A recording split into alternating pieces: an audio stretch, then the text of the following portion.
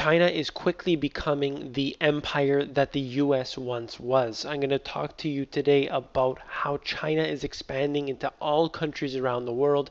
Their investments are getting bigger and more widespread. This is really a factor of economics. It's really geopolitical as well. I'm going to get into some of those things today and keep an eye on what China does. Their decisions are really making big ripples throughout the economy around the world. Let's take a look at this. Vietnam allows anti-China protest over oil rig. So China is expanding not just into other countries in Asia, but all around the world. I'll get into other ones as well. Here they are trying to put up this oil rig, and Vietnam protesters saying no, no, no.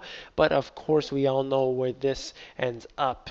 Always the money always pushes past the individuals and their protests. This happens locally here in Toronto. I'm sure it happens in all of your cities as well, where people don't want these big towers. They don't want the oil rigs. And what happens?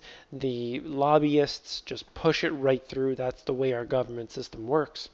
China signs mega East Africa rail deal. I read this article here. It was talking about how China is basically fronting the money to build this rail to connect different countries, different cities, and this is going to mean basically a big boost for Africa over the long term here, and China wants to be the one to really front that money. And this seems very interesting because previously it would be the British and the American bankers and multinational institutions that were doing this money fronting, and now you have the now it's China, now it's the other emerging economies doing this, particularly China though.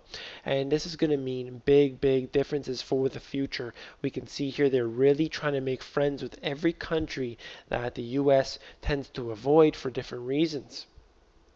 Chinese resort plans alarms Mexican activists. So they're trying to build this mega resort in the Baja Peninsula, Los Cabos, and basically they're saying that there isn't enough water right now for these people, and you want to build this mega resort that has tens of thousands of rooms, and there simply isn't enough water in this area to support this thing, and they're trying to get it reduced down to a different size of rooms, and they're just saying, look, there isn't enough water. So they're tending to steal the water from the locals that live there, and these poor individuals who have rationed water are going to have to face more droughts, more basically rations on this because of the Chinese influence that's going to come into that area right now. Another one, Chinese investments in the US commercial real estate surges. I've gone into this in other videos and of course in my book as well. But basically the Chinese are investing major investments in the US. Now in this article specifically about commercial real estate, they're really putting their money into the system and they're trying to build it up for themselves and basically get rich off of the crash that occurred in the US. Right here, this is out of my book, The Money GPS, and I'm talking about how there's a massive trade deficit occurring between the US and China, and it has the widest gap of any two countries, and this is obviously going to be a huge problem because when you have that debt, when you're in debt to anyone or any other country or any institution, they control you, and that's what's really frightening to me, is that a country like China will be able to control all of these other countries.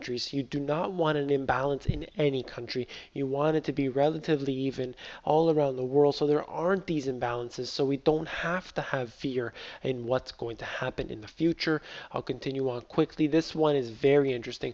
Wealthy Chinese snatch up US investor visas. I'll just read this one line briefly.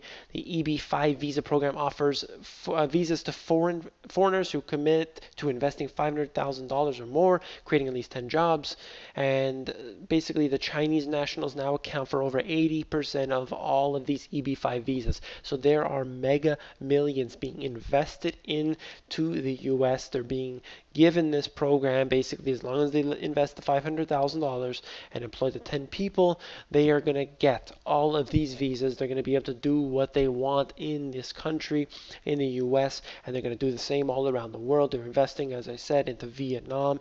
And in this episode here, I've covered Vietnam, Vietnam, I covered US, I'm covering Africa. They're going into every different country around the world trying to partner up, and where they don't want to necessarily partner, perhaps in the US, they're simply going in with siege, and they're really going to take advantage of all the loopholes and all the systems, and they are doing so very, very rapidly. I want to know your thoughts on this. I also want to make sure that you get onto the Money GPS Insiders. It is totally free. It is an extension of the work I do here and in my book. I hope you get on there. If you want to get on there, just join up at themoneygps.com at the bottom. Fill in your email address, and then you'll get emails from me. I hope to see you there.